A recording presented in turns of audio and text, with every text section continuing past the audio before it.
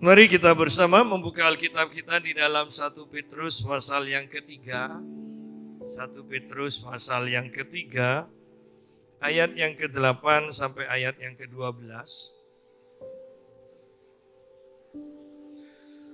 Petrus pasal yang ketiga, ayat yang ke-8 sampai 12. Dan akhirnya, hendaklah kamu semua seia sekata, seperasaan, mengasihi saudara-saudara, penyayang dan rendah hati. Dan janganlah membalas kejahatan dengan kejahatan, atau caci maki dengan caci maki. Tetapi sebaliknya, hendaklah kamu memberkati, karena untuk itulah kamu dipanggil, yaitu untuk memperoleh berkat. Sebab siapa yang mau mencintai hidup dan mau melihat hari-hari baik, ia harus menjaga lidahnya terhadap yang jahat dan bibirnya terhadap ucapan-ucapan yang menipu. Ia harus menjauhi yang jahat dan melakukan yang baik. Ia harus mencari perdamaian dan berusaha mendapatkannya. Sebab mata Tuhan tertuju kepada orang-orang benar, dan telinganya kepada permohonan mereka yang minta tolong. Tetapi wajah Tuhan menentang orang-orang yang berbuat jahat. Nah, di sini dikatakan ayat 8, dan akhirnya. Dan akhirnya. Hendaklah semua seia sekata. Akhirnya. Permulaan dari ayat ini, kalau kita ambil pendeknya saja di atas, adalah hidup bersama suami istri, ya. Kehidupan yang benar di dalam keluarga, yaitu suami istri. Dan ketika hubungan suami istri sudah benar, maka di dalam gereja pun kita akan mudah untuk bertindak benar, menjadi jemaat yang benar, ya. Mengapa orang susah untuk menjadi jemaat yang benar, yang tunduk pada otoritas, yang bisa mengasihi saudara seiman, yang bisa berjalan sesuai dengan firman? Kenapa begitu susahnya? Karena kalau mau ditelusuri, kita harus berbalik seperti Rasul Petrus katakan tentang kehidupan suami istri. Kenapa di gereja tidak bisa tunduk pada otoritas?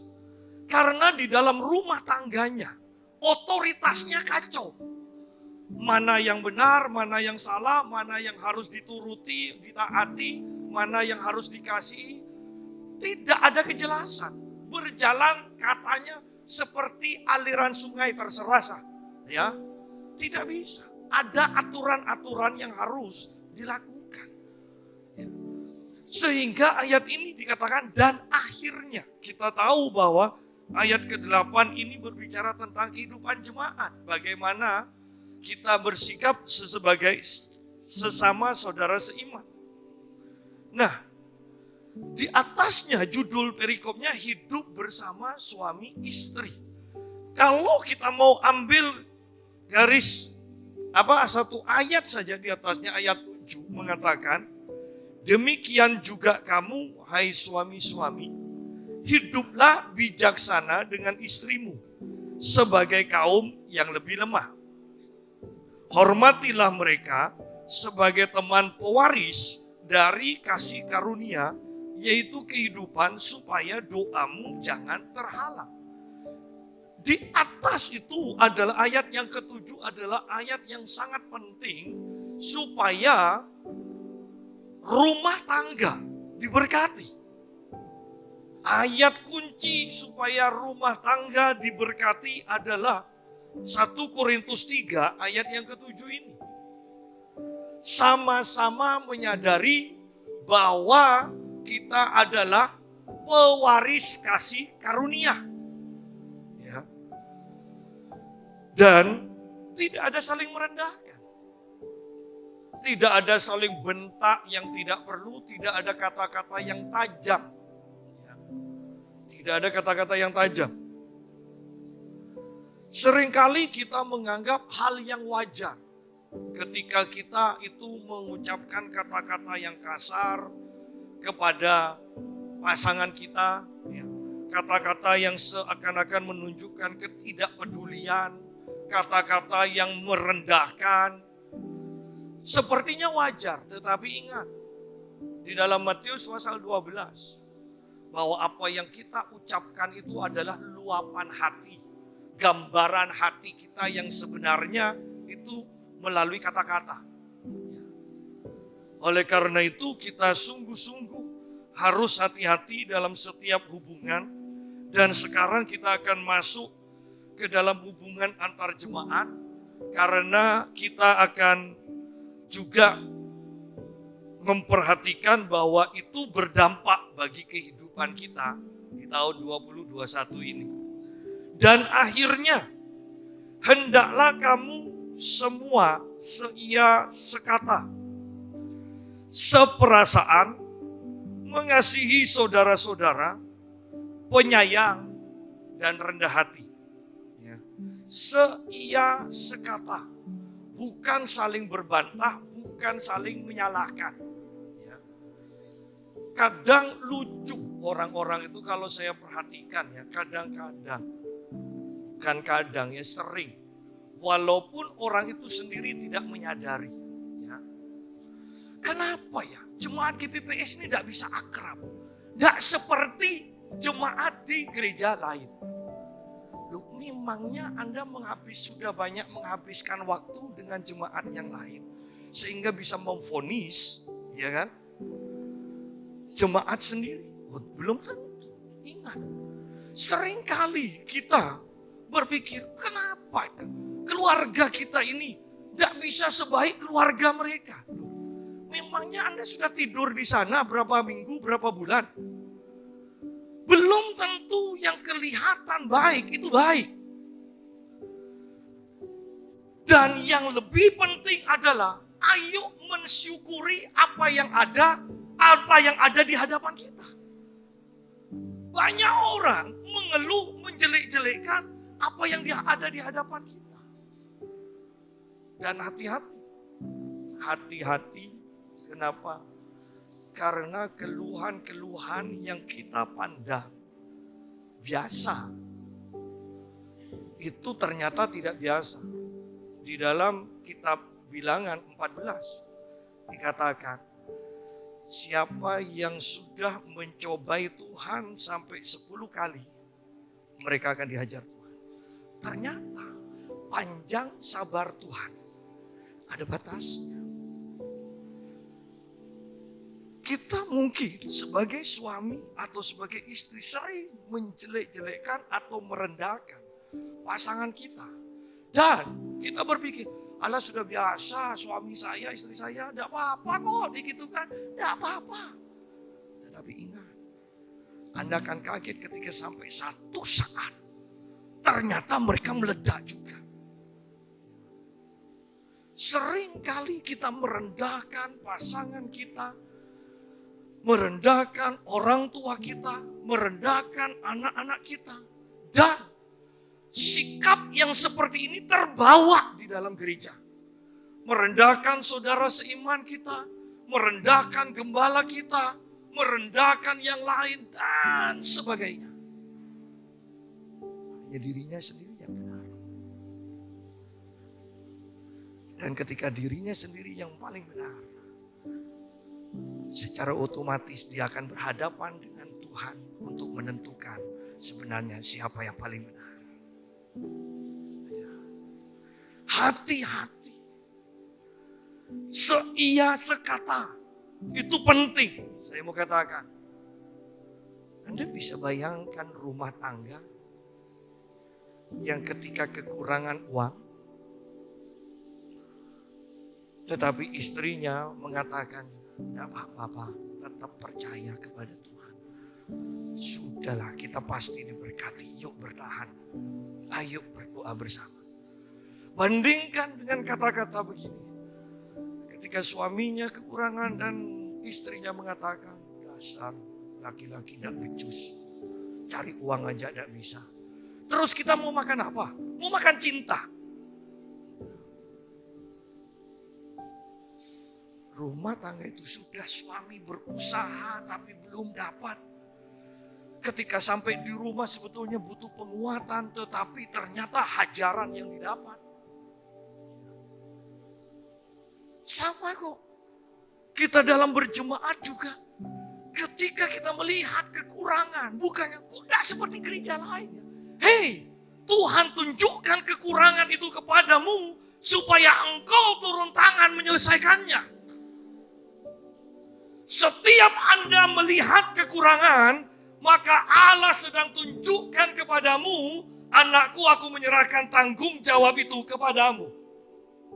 Bukan malah menghancurkannya. Seias kata itu penting. Karena ketika orang-orang membangun Menara Babel, Tuhan perhatikan, yang Tuhan kacaukan adalah perkataannya, bahasanya. Kenapa? Karena dengan bahasa yang sama mereka bisa bersatu. Mereka seia sekata. Dan Tuhan katakan, mulai sekarang kalau mereka tetap seperti ini, tidak ada yang tidak bisa mereka lakukan. Keluarga yang seia sekata, keluarga itu akan kokoh dan akan diberkati dan akan semakin kuat. Gereja yang seia sekata, gereja itu akan semakin kokoh, akan semakin diberkati. Karena di mana ada kerukunan, di sanalah Tuhan memerintahkan berkat. Dan akhirnya, hendaklah kamu seia sekata. Hendaklah kamu semua seia sekata. Ini sudah kunci untuk menghadapi tahun 2021 ini. Seandainya Indonesia, tokoh-tokoh politiknya, rakyatnya seia sekata, selesai. Apalagi Indonesia dengan cuaca hanya dua, ya kan, hujan dan kemarau. Itu gampang sudah. Kemudian katanya legenda Joko Tole, bayangkan tusuk sate aja dilempar jadi bambu, tumbuh jadi bambu. Artinya bahwa sebenarnya Indonesia itu untuk menjadi negara yang luar biasa mudah. Tetapi buktinya dengan negara yang sekaya ini, dengan negara yang diberi kemudahan demi kemudahan, cuaca hanya dua. Bayangkan kalau ada musim salju, kita harus beli jas, kita harus pakai jas semua, ya. Jadi orang barat tuh pakai jas bukan gagah-gagahan, itu untuk nahan dingin, ya. Oleh karena itu kalau hamba Tuhan dari luar negeri khotbah di tempat kita, mereka pakai batik supaya enak seliwir katanya. Tapi justru penerjemahnya di Indonesia pakai jas. Ya. Saya bayangkan pengkhotbahnya sendiri itu ketawa. Orang ini bodoh penerjemah saya. Ya kan? Nah, kita harus beli mungkin jaket yang berbulu supaya nahan. Artinya pengeluaran semakin banyak. Dengan dua cuaca, pengeluaran irit. Ya kan? Bahkan kalau panas, singlet. Dan itu jarang dicuci juga. Ya, itu bikin nyenyak tidur yang jarang dicuci itu. Jadi ada kemudahan. Tetapi kenapa tidak bisa menjadi negara yang besar? Tidak bisa seia sekata.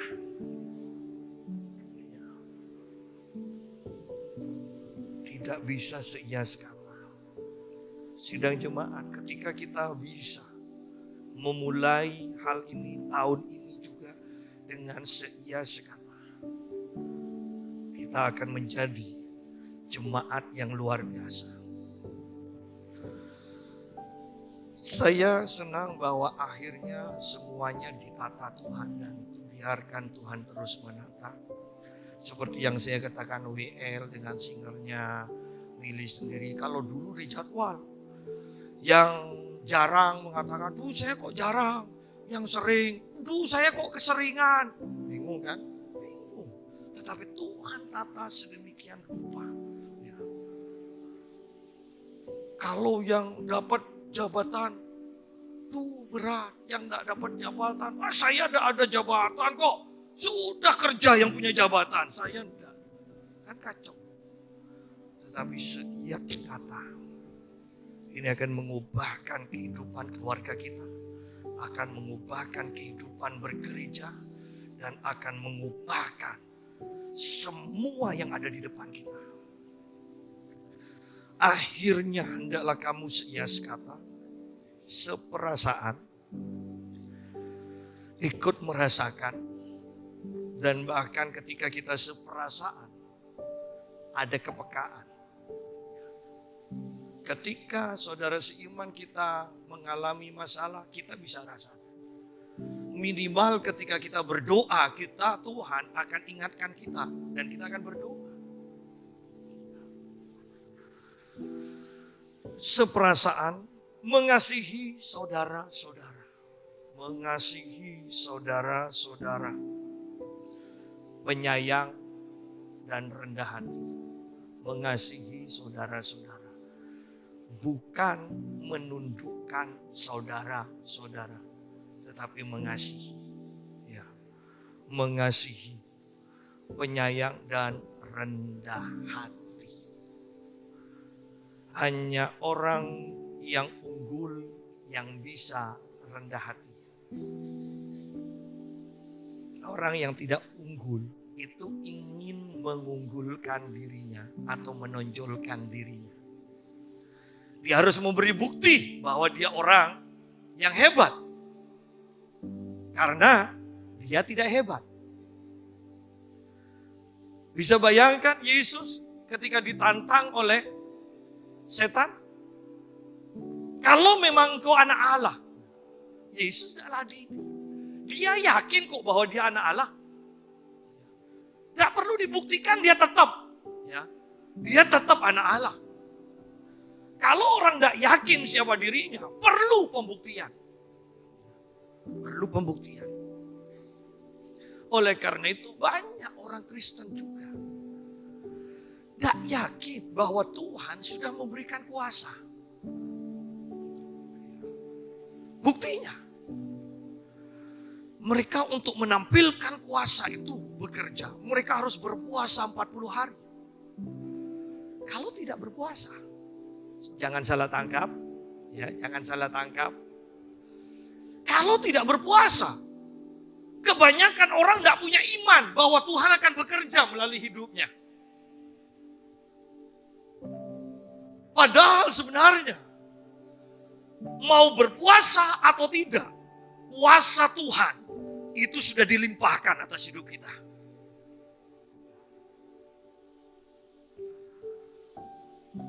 Mengasihi saudara-saudara, kita memompa manusia rohani kita, itu karena kita mengasihi saudara-saudara kita. Maksudnya, firman yang keluar dari mulut kita akan menjadi berkat. Bukan hanya pengkhotbah ketika kita berbicara. Pengalaman rohani kita ketika dibagikan akan menjadi berkat. Karena kita mengasihi saudara kita. Kita ingin jadi berkat. Ketika saudara seiman kita sakit, kita doakan. Tidak perlu panggil gembala, kita doakan. Dan mereka sembuh. Kenapa? Karena kita membangun manusia roh kita supaya kita bisa mengasihi saudara-saudara kita.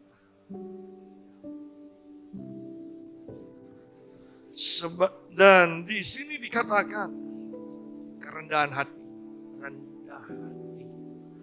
Tidak perlu dipaksa untuk rendah hati itu sampai ya kita tidak berdaya baru menjadi rendah hati. Rendah hati itu karena orang itu sudah unggul. Ya, kalau yang tidak punya apa-apa, tidak mampu apa-apa, wajar katanya. Bukan rendah hati lagi, rendah diri. Ya. Tetapi orang yang unggul harus diperlengkapi dengan kerendahan hati. Kerendahan hati. Bagaimana supaya kita rendah hati? Sering-seringlah mendekat kepada Tuhan. Sampai hadirat Tuhan, kemuliaan Tuhan dinyatakan. Dan ketika kemuliaan Tuhan dinyatakan, maka kita akan tersungkur, kita akan merendahkan diri di hadapan Tuhan. Dan ketika besok kita mencari Tuhan lagi, kita tersungkur lagi. Besok kita mencari Tuhan dan kita tersungkur lagi. Maka kerendahan hati akan menjadi gaya hidup kita. Dan janganlah membalas kejahatan dengan kejahatan. Jangan membalas kejahatan dengan kejahatan. Ya, paling mudah kita itu membalas kejahatan dengan kejahatan. Paling mudah. Ya, mengata-ngatai, menjelek-jelekkan. Paling mudah. Ya.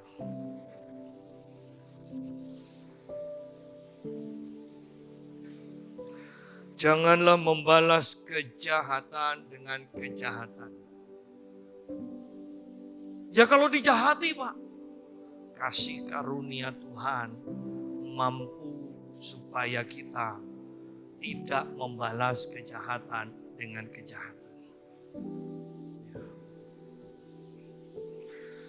Jangan membalas kejahatan dengan kejahatan. Atau caci maki dengan caci maki. Enggak Pak, saya tidak mencaci maki. Hanya men-tweet balas.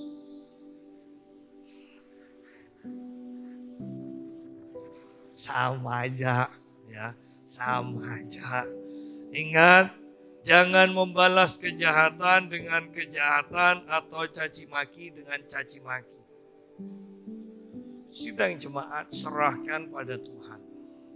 Saya aja walaupun tidak banyak keluar, saya tahu banyak orang yang menjelek-jelekkan saya. Bahkan antar pendeta pun menjelek-jelekkan saya. Kok bisa tahu Pak Yusuf? Perhatikan. Ketika saya berdoa, saya merasakan kenapa kok tidak bisa tembus ya? Kenapa tidak bisa tembus? Kenapa? Dan Tuhan katakan, patahkan mantra-mantra. Patahkan kata-kata jelek itu. Banyak orang yang memantra-mantra kau.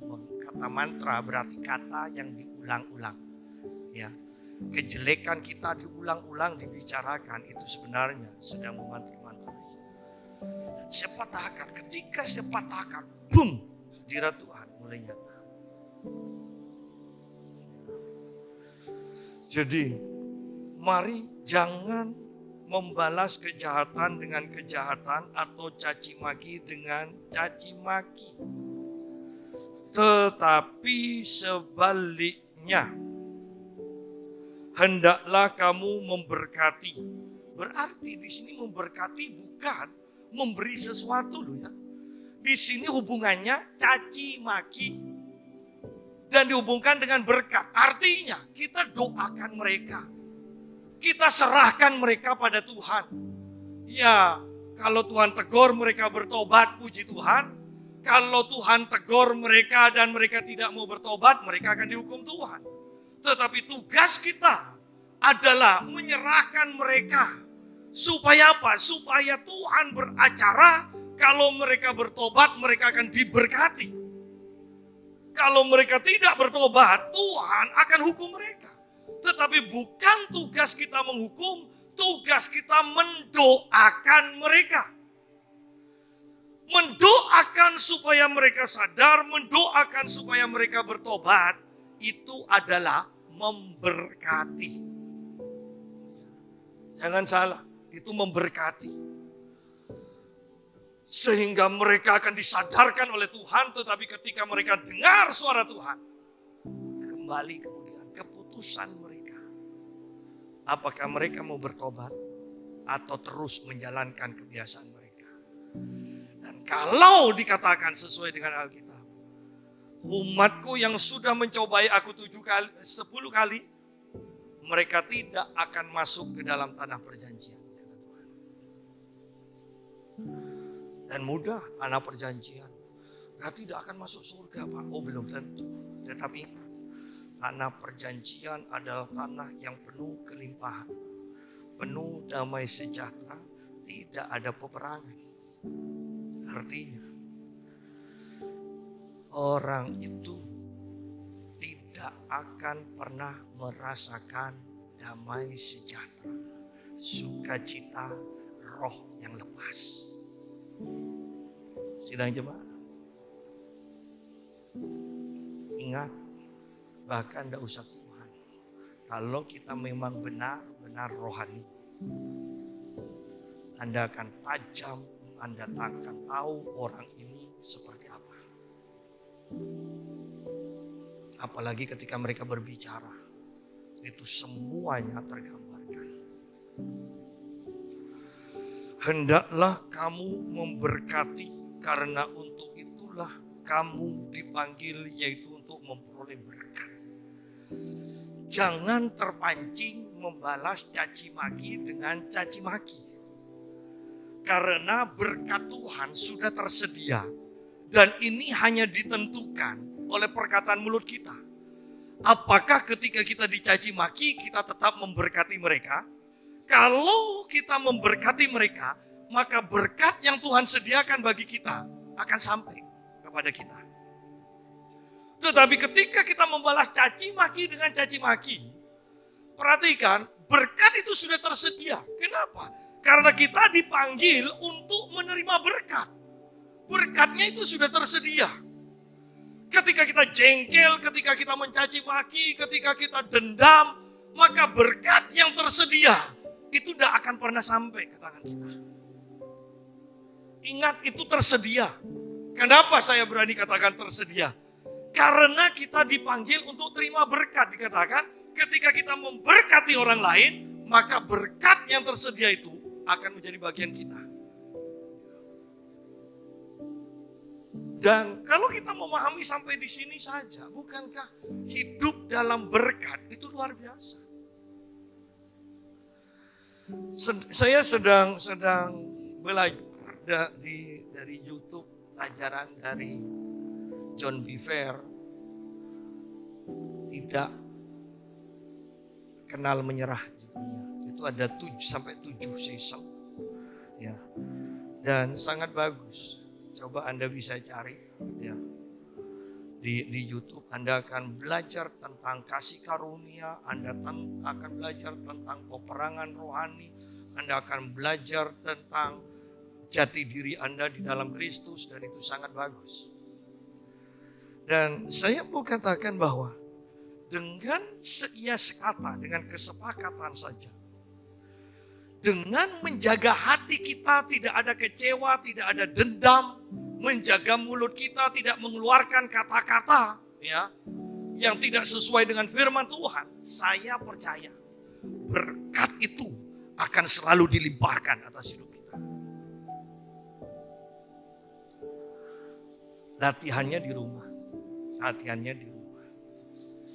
Ya, latihannya di rumah. Di dalam rumah tangga kita. Nah, sekarang ayat 10. Siapa yang mau mencintai hidup dan mau melihat hari-hari baik, ia harus menjaga lidahnya terhadap yang jahat dan bibirnya terhadap ucapan-ucapan yang menipu. Loh, bukankah mudah sebetulnya untuk melihat hari-hari yang baik? Hari-hari yang baik itu apa? Penuh kerukunan, penuh kecukupan, ya, tubuh sehat. Kan itu hari-hari yang baik. Saya mau baca buku itu bahkan dikatakan, untuk menjadi sehat, itu kita hanya harus tahu bagaimana menguasai pikiran kita, dikatakan. Karena ketika kita membiarkan rasa takut, maka kita akan punya penyakit ini, bagian tubuh ini yang diserang. Ketika kita punya gelisah, sering gelisah, maka bagian organ tubuh ini yang diserang. Segalanya. Ketika kita punya sakit hati, maka bagian tubuh ini yang diserang. Ada semua ternyata. Ternyata intinya adalah pengelolaan atau pembaruan pola pikir. Ketika kita berpikir benar, maka tubuh akan ikut untuk menjadi benar. Jangan dendam, jangan marah, ya, jangan benci, jangan kecewa. Jangan. Ketika itu sudah ada di dalam dirimu, engkau menghalangi berkatmu sendiri yang sebenarnya Tuhan sudah sediakan. Siapa yang mau mencintai hidup dan mau melihat hari-hari baik, ia harus menjaga lidahnya terhadap yang jahat dan bibirnya terhadap ucapan-ucapan yang menipu. Jaga lidah. Hanya itu. Mau baik ekonomimu, jaga lidah. Mau baik kesehatanmu, jaga lidah. Mau baik keluargamu, jaga lidah. Mau baik gerejamu, jaga lidah. Mau baik kotamu, jaga lidah. Yuk kita lihat di dalam kitabnya ayat yang terkenal Amsal 18. Amsal 18, 20 dan 21. Perut orang dikenyangkan oleh hasil mulutnya. Ia dikenyangkan oleh hasil bibirnya. Hidup dan mati dikuasai lidah. Siapa suka menggemakannya akan memakan buahnya. Bukan, tidak, di sini tidak ada kesalahan ayat 20-nya. Kalau kita biasanya perut orang dikenyangkan oleh hasil kerjanya. Tetapi ternyata bukan. Ya. Ia dikenyangkan oleh hasil bibirnya, bukan hasil kerjanya. Ya. Dan baru kemudian dijelaskan, ingat hidup dan mati dikuasai lidah. Siapa suka menggemakannya akan memakan buahnya. Kita akan memakan buah perkataan. Ketika perkataan kita adalah perkataan berkat, perkataan keberhasilan, perkataan kasih, maka itu yang akan mengenyangkan, itu yang akan dialami oleh kehidupan kita.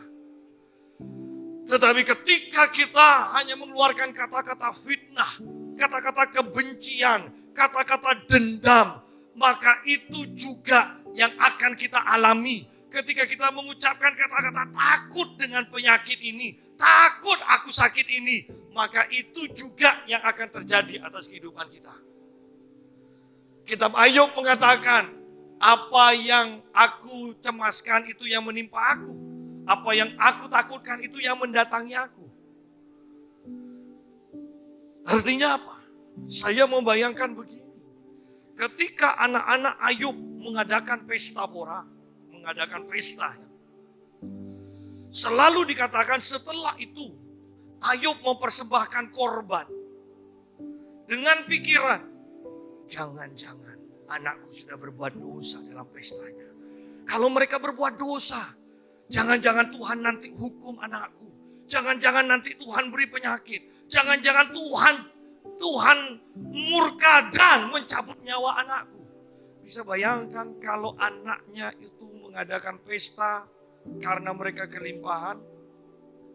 10 anak kalau tidak salah. Dan setiap hari giliran. Ayub juga setiap hari penuh dengan ketakutan mengucapkan, jangan-jangan anakku berdosa dan dihukum Tuhan. Jangan-jangan anakku berdosa dan diperpendek umurnya. Jangan-jangan sambil walaupun kegiatannya adalah kegiatan rohani. Perhatikan di sini. Ayub mempersembahkan korban, bukankah itu kegiatan rohani? Tetapi mulutnya mengucapkan jangan-jangan anakku berbuat dosa dan dihukum Tuhan. Jangan-jangan anakku berbuat dosa dan akan diperpendek umurnya oleh Tuhan. Dan terus itu. Dan kemudian itu yang terjadi. Bagaimana bisa diberkati kalau anak-anakku berdosa? Bagaimana bisa diberkati kalau anak-anakku berdosa? Bagaimana bisa diberkati? Dan berkat itu habis dalam satu hari. Sidang jemaat, seringkali rumah tangga kita hancur, gereja hancur, karena sebenarnya perkataan-perkataan orang dalam sendiri. Bukan karena orang luar.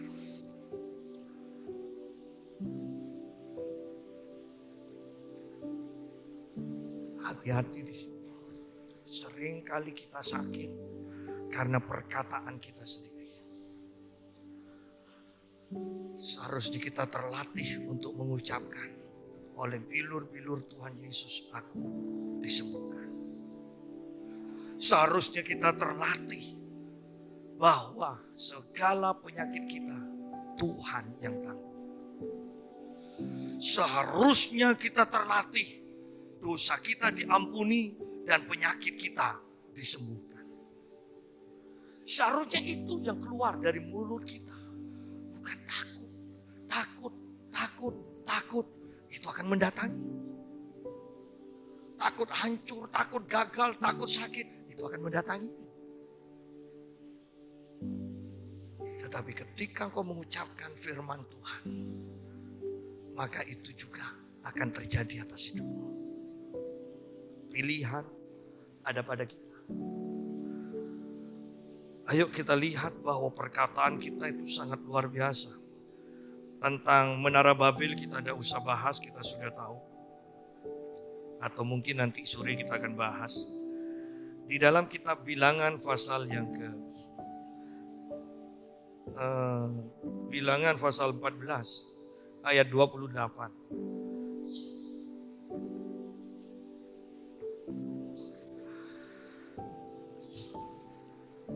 Ini kata-kata Tuhan melalui Musa. Katakanlah kepada mereka, demi aku, demi Tuhan yang hidup. Demikianlah firman Tuhan. Bahwasanya seperti yang kamu katakan di hadapanku, demikianlah akan kulakukan kepadamu. Seperti yang kamu katakan di hadapan, sadar atau tidak sadar kita. Setiap ucapan kita sebenarnya kita ucapkan di hadapan Tuhan. Bahwa Tuhan yang selalu hadir, Tuhan yang selalu ada di hadapanmu. Sehingga ketika kita mengucapkan kata-kata, ingat itu diucapkan di hadapan Tuhan dan itu akan terjadi. Oleh karena itu betapa pentingnya setiap kita mengucapkan firman Tuhan. Karena kata-kata dari orang lain yang diarahkan kepada kita, itu akan dibatalkan oleh perkataan firman Tuhan. Seringkali kita merasa heran, kenapa ya aku sudah berusaha kok gagal, berusaha kok gagal. Saya takutnya nanti Anda baru menyadari bahwa ada orang-orang yang membenci engkau, yang mengucapkan kata-kata kutuk terus-menerus terhadap apa yang kau kerjakan. Oleh karena itu saya mau setiap kita jemaat GPPS mengucapkan firman Tuhan setiap pagi, karena itu akan menjadi apa yang akan terjadi atas hidupmu. Katakanlah kepada mereka, demi aku yang hidup, demikianlah firman Tuhan, bahwasanya seperti yang kamu katakan di hadapanku, demikianlah akan kulakukan kepadamu. Dan bangsa Israel selalu menggerutu di hadapan Tuhan. Ayat yang ke-22 mengatakan begini. Semua orang yang telah melihat kemuliaanku dan tanda-tanda mujizat yang kuperbuat di Mesir dan di padang gurun, namun telah 10 kali mencobai aku dan tidak mau mendengarkan suaraku, pastilah tidak akan melihat negeri yang kujanjikan dengan bersumpah kepada nenek moyang mereka. Semua yang menista aku ini tidak akan melihatnya. Sidang jemaat, kembali kita harus koreksi. Apakah kita selalu mensyukuri apa yang Tuhan sudah kerjakan? Atau kita selalu menggerutu, bersungut-sungut, sekalipun Tuhan melakukan kebaikan? Seharusnya kebaikan yang Tuhan sudah kerjakan atas hidup kita, itu selalu harus kita ingat, renungkan, ucapkan lagi. Dan itu akan menjadi modal untuk Tuhan membuat mujizat lagi atas hidup kita. Bukan dahulu Tuhan melakukan kebaikan, kemudian sekarang kita menghadapi masalah, kita menggerutu. Tetapi karena kasih Tuhan, panjang sabar Tuhan, karena kita umatnya, Tuhan berkati kita lagi. Tetapi kemudian ketika kita mengadakan perjalanan lagi, kita menghadapi masalah lagi, kita menggerutu lagi, Tuhan tetap tolong.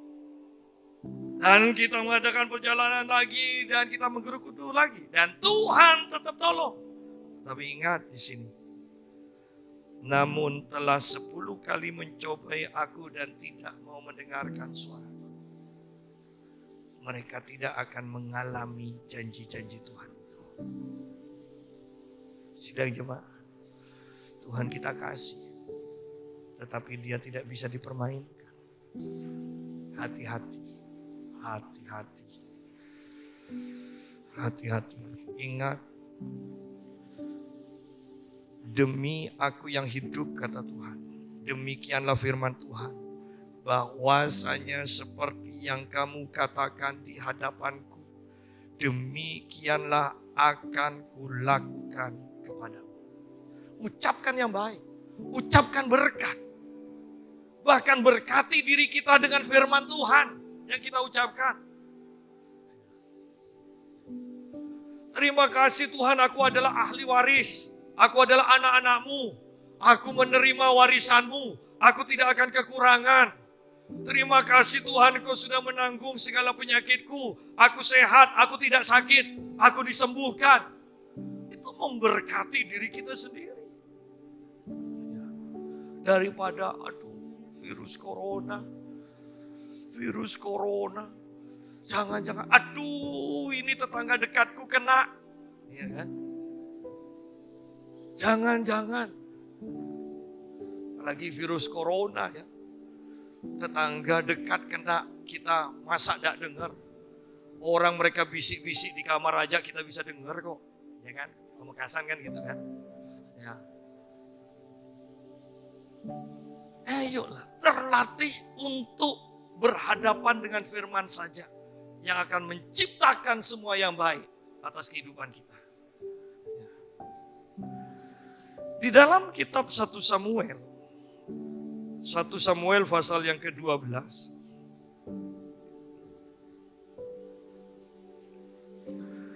Samuel akan berpamit dan dia mengatakan, kamu sudah punya raja dan aku akan mengundurkan diri sekarang. Ayat yang ke-16 berkata, sekarang tinggallah berdiri dan lihatlah perkara yang besar yang akan dilakukan Tuhan di depan matamu ini. Bukankah sekarang musim menuai gandum? Artinya musim kemarau, musim panas. Aku akan berseru kepada Tuhan supaya Ia memberikan guruh dan hujan. Memberikan guruh dan hujan di musim panas. Lihatlah dan sadarlah bahwa besar kejahatan yang telah kamu lakukan itu di mata Tuhan dengan meminta raja bagimu. Lalu berserulah Samuel kepada Tuhan, maka Tuhan memberikan pada hari itu guruh dan hujan. Pada hari itu, perhatikan, ini musim kemarau. Samuel berdoa dan pada hari itu juga bisa hujan. Ya. Sehingga sangat takutlah seluruh bangsa itu kepada Tuhan dan kepada Samuel. Perhatikan latar belakang cerita ini. Mereka dipimpin oleh Samuel sebagai hakim. Kemudian mereka berseru kepada Samuel dan kepada Tuhan, berikan kami raja. Dan Tuhan katakan ketika Samuel sedih, Tuhan katakan, Samuel tidak usah sedih. Mereka bukan menolak, mereka menolak aku. Tetapi tetap saya bisa merasakan akan hati dari Nabi Samuel. Yang dia tertolak. Dia sudah melakukan yang terbaik untuk bangsa Israel. Tetapi bangsa Israel tidak mau dipimpin oleh Samuel. Bangsa Israel menolak Tuhan dan menolak nabinya. Menolak Samuel. Sama aja kok, mau dibalik pun sama. Bangsa Israel menolak Samuel dan mereka juga menolak Tuhan, sama ya. Karena nabi itu adalah lidah Tuhan, ya, penyambung lidah Tuhan. Dan kalau sudah penyambung lidah Tuhan, berarti lidah Tuhan, maka itu adalah Tuhan sendiri.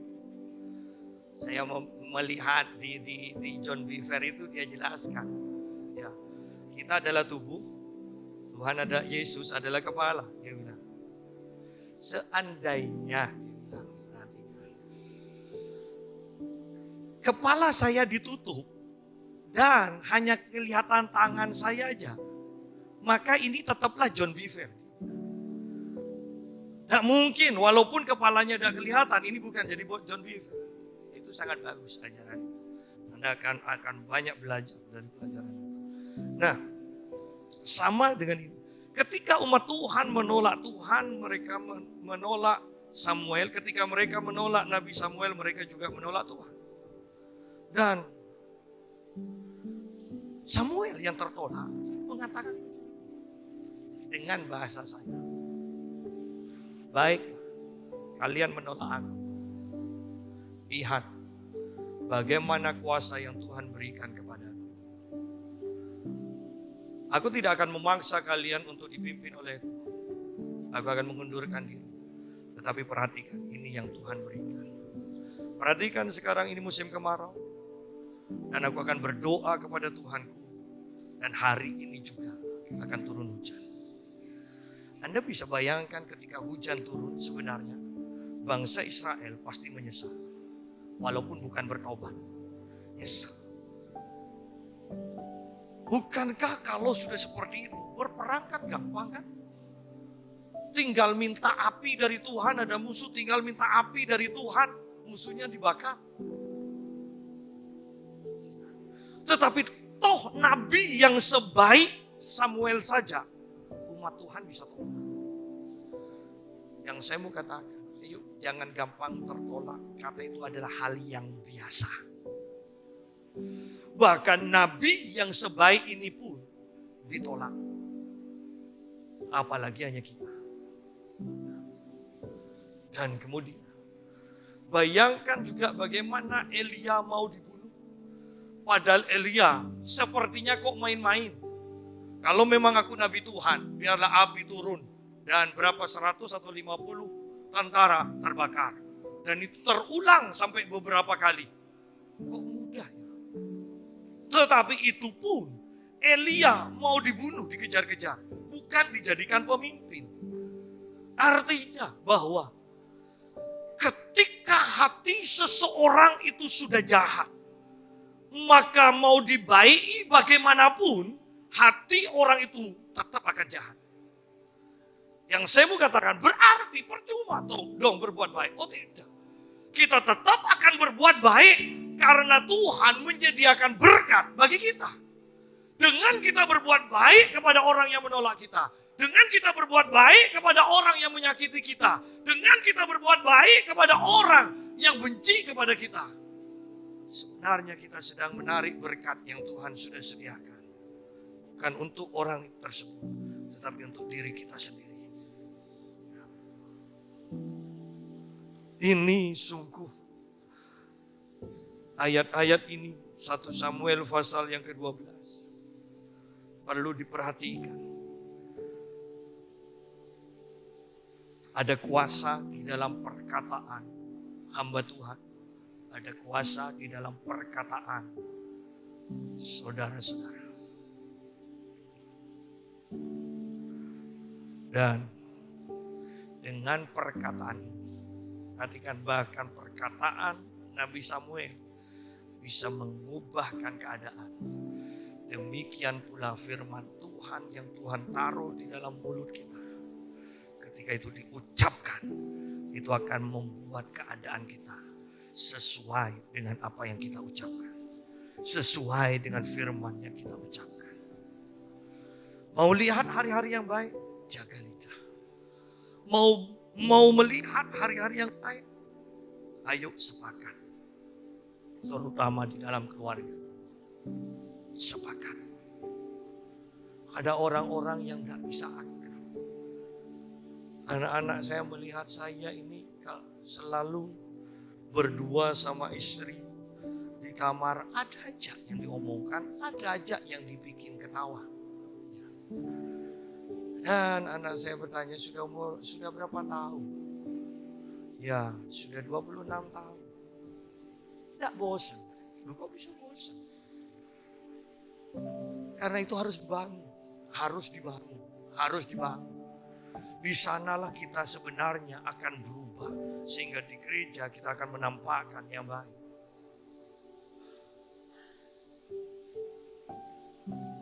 Saya punya kebiasaan. Kata istri saya, untung kamu dipakai Tuhan jadi hamba Tuhan. Kalau enggak, rusak. Ya. Dan yang repot, istri saya itu paling tidak bisa kalau mendengar kata-kata tajam sedikit. Jadi, walaupun saya melihat dia tambah gemuk, saya harus katakan dia langsing. Ya. Karena walaupun itu kenyataan, perhatikan, ada hal-hal yang walaupun nyata ketika itu diucapkan, itu bisa menyakitkan. Ya. Dan di sini kita harus belajar untuk mengucapkan hal-hal yang baik. Apa sih yang tidak menyenangkan untuk pasangan kita, anak-anak kita? Jangan diucapkan, jangan. Belajar menahan diri. Anda bisa perhatikan ini bahwa ada kata-kata yang benar, tetapi tidak tepat waktunya dan tidak tepat juga tempatnya mengucapkannya. Walaupun kata-kata benar, tetapi kalau tidak tepat waktu dan tempatnya atau kepada orangnya, kata-kata itu akan mendatangkan kekacauan. Dan di rumah tangga inilah kita harus dilatih. Sehingga ketika keluar dari rumah tangga, maka mau di gereja, mau di kantor, mau di pekerjaan, maka ini juga akan terbawa. Ini akan terbawa.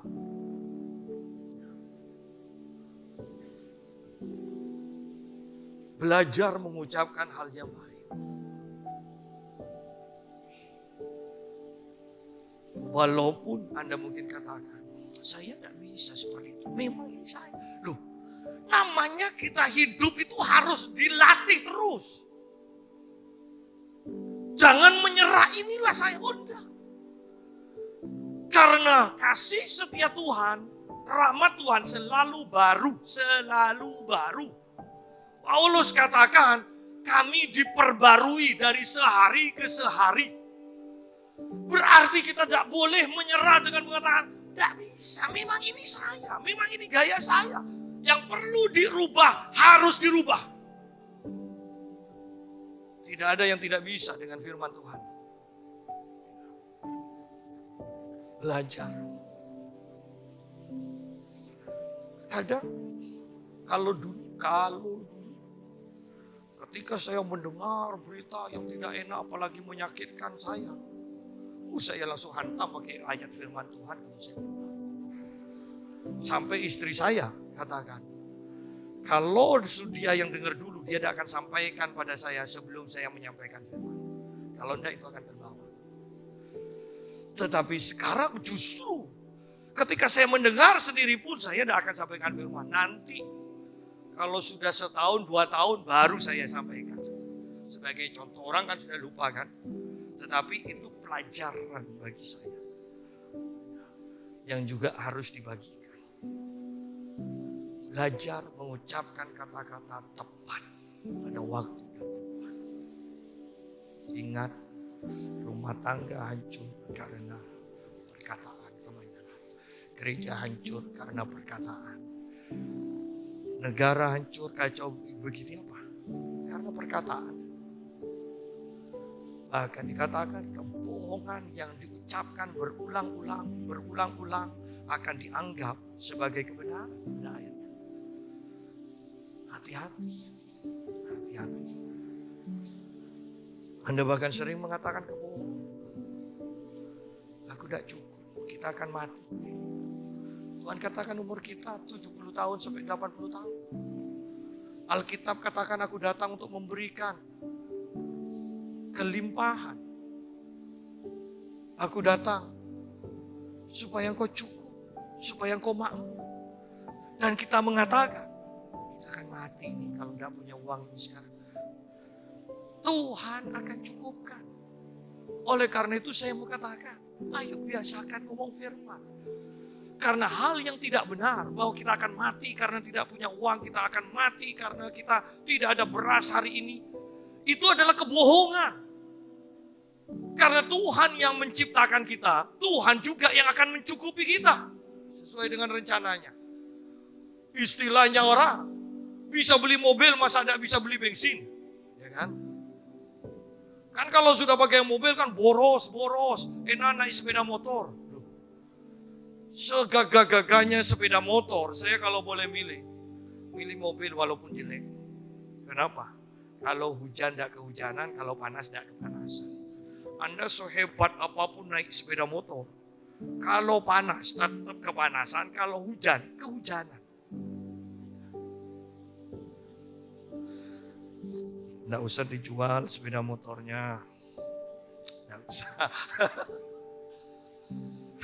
Ya kita lanjutkan. Nah, kembali kepada 1 Petrus 3. Ketika kita sudah menguasai perkataan kita, ingat hidup dan mati dikuasai lidah. Kita akan menikmati, kita akan dikenyangkan, kita akan mengalami perkataan lidah kita. Ya. Ayat yang ke-11, ia harus menjauhi yang jahat dan melakukan yang baik. Ia harus mencari perdamaian dan berusaha mendapatkannya. Bahwa perkataan kita ini akan mendorong atau mengawali perbuatan kita.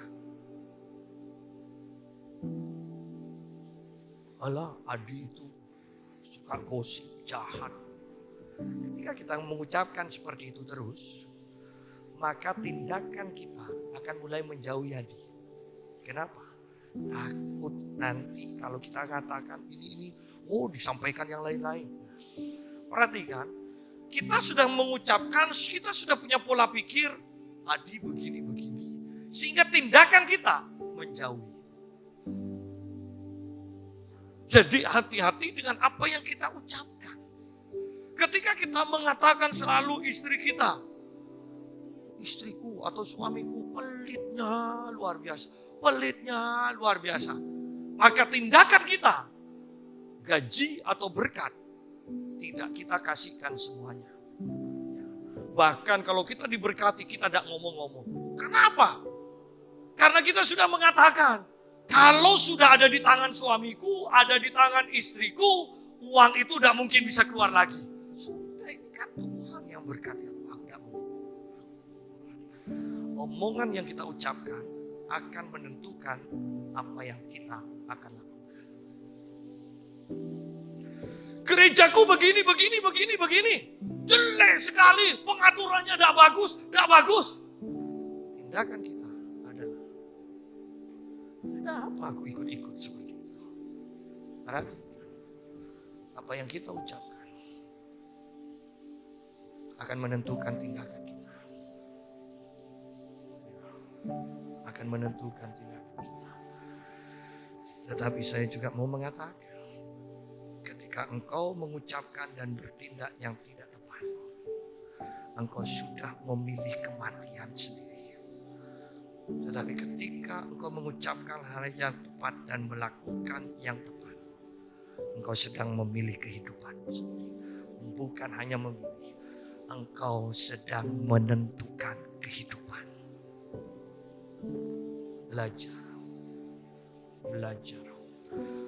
Jadilah orang yang selalu bisa melihat kebaikan atas seseorang atau keadaan di tengah-tengah segala kejelekannya. Ya. Belajarlah melihat sekecil apapun kebaikan seseorang atau keadaan di tengah-tengah segala kejelekannya. Kalau Anda hanya mau belajar, mampu hanya melihat yang jelek saja, saya mau katakan, kerohanian kita tidak benar. Kalau kita hanya bisa melihat yang jelek saja, rumah tangga kita akan menjadi tidak benar. Kalau kita hanya melihat yang tidak baik saja, maka kehidupan berjemaat kita juga tidak benar. Saya selalu membanggakan gereja GPPS dimanapun saya melayani, GPPS Pamekasan. Wah, kalau di gereja saya, yang jelek-jelek saya tidak ceritakan. Tapi perhatikan, apakah itu salah? Oh tidak. Ayo, daripada yang jelek disimpan dan sakit hati, lebih baik itu ditanggalkan. Ayo, lihat yang baik, ceritakan yang baik, dan kita akan melihat yang baik, yang lain itu akan datang. Karena semuanya akan kumpul sesuai. Yang jahat akan kumpul dengan yang jahat, yang baik akan kumpul dengan yang baik. Yang kudus akan semakin kudus, yang cemar akan semakin cemar. Anda bisa lihat orang dari kumpulan. Lihat orang dari kumpulannya aja. Kau bisa tidak betah dengan Pak Yusa? Pak Yusa murah hati. Tuh, saya tahu saya murah hati.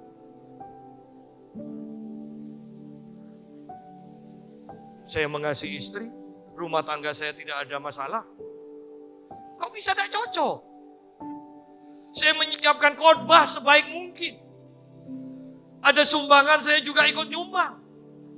Kok bisa tidak cocok? Jangan-jangan Pak Yusa baik benar dan orang yang tidak cocok tidak benar. Sudah jemaah. Kenapa ada orang yang tidak cocok dengan hidup kita?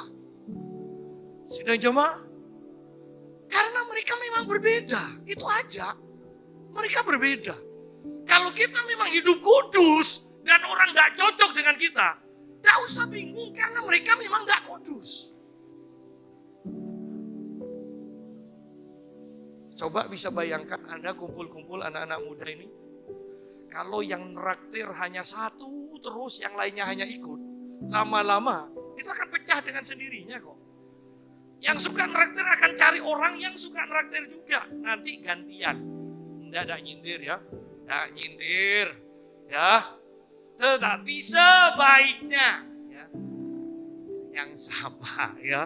Jangan maunya ditraktir terus. Ya. Tetapi perhatikan ini. Bahwa kita akan kumpul dengan yang sama. Bisa bayangkan ahli musik. Kumpul sama ahli nuklir.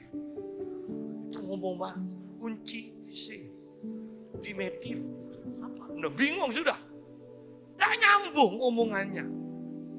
Artinya bahwa kita memang, kenapa bisa cocok? Karena sama. Kalau orang memang, ya sudah, memang nggak sama, mau diapakan. Tetapi nanti kebenarannya adalah di akhir Tuhan yang akan menentukan siapa yang benar, siapa yang salah. Berjalanlah dalam kebenaran. Ayat 12. Sebab mata Tuhan tertuju kepada orang-orang benar dan telinganya kepada permohonan mereka yang minta tolong. Sampai ayat ini saja. Kan tahun 2021 bukan sesuatu yang menakutkan. Kalau kita seia sekata, apalagi kita sering berdoa seia sekata, hari-hari kita akan baik. Pak, tapi menakutkan 2021. Oh iya. Tetapi kitab Yesaya mengatakan, bangkitlah, jadilah terang. Sebab di sekelilingmu penuh kekelaman, penuh kegelapan. Tetapi engkau jadi terang. bukan hanya disinari terang, tetapi engkau sendiri adalah terang. Kalau kita sendiri adalah terang, kemanapun kita pergi di tengah kegelapan, kegelapan itu akan jadi terang. Tidak perlu takut dengan apa yang terjadi. Pak, ada virus. Engkau adalah penangkal virus. Ada kegelapan, engkau adalah terang. Tuhan katakan. Dan perhatikan ayat ini. Sebab mata Tuhan tertuju kepada orang-orang benar. Selama kita benar, bukankah tidak perlu takut? Kemanapun kita pergi, Tuhan awasi kok. Tuhan siap melindungi, Tuhan siap menyembuhkan, Tuhan siap mencukupi, Tuhan siap memberi hikmat, Tuhan siap segala-galanya. Mata Tuhan tertuju kepada orang benar. Selama kita menjadi orang benar, jangan pernah takut kekurangan, jangan pernah takut sakit, jangan pernah takut tersingkirkan. Mata Tuhan tertuju kepada kita. Dan selalu Dia siap memberkati kita. Selama kita menjadi orang benar. Dan telinganya ditujukan kepada permohonan mereka yang minta tolong. Dia awasi. Dan setiap apa yang kita minta, Tuhan berikan. Setiap apa yang kita minta, Tuhan berikan.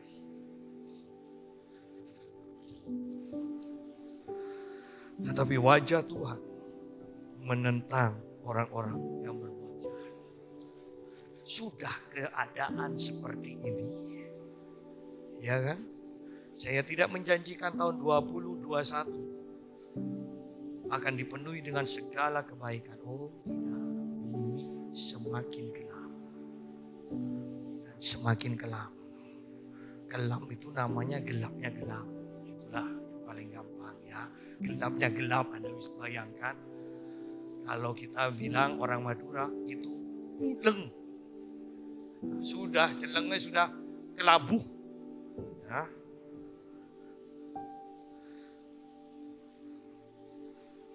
Bumi akan semakin gelap. Bisa bayangkan bumi semakin gelap. Masih Tuhan tentang kita lagi. Itu neraka di bumi itu. Tahun 2021. Anda akan melihat mujizat kebaikan Tuhan, semua yang baik akan terjadi kepada orang benar. Tetapi tahun 2021 juga Anda akan melihat penghukuman Tuhan kepada orang-orang yang suka menentang Dia. Perhatikan, saya bernubuat tahun 2021 Tuhan akan memberkati, Tuhan akan membuat mujizat terhadap orang-orang benarnya. Itu tidak akan dipengaruhi oleh keadaan. Itu dipengaruhi oleh otoritas kedaulatan Tuhan untuk memberkati, mengadakan mujizat bagi orang-orang benarnya. Tetapi tahun 2021 juga tangan Tuhan akan menentang, akan melawan, akan menghancurkan orang-orang yang tidak benar. Akan terjadi. Dan pasti terjadi. Saya deklarasikan. Pasti terjadi. Oleh karena itu bagi kita sebagai penutup, jaga kesepakatan. Dan jaga lidah kita. Lakukan sesuai dengan perkataan kita.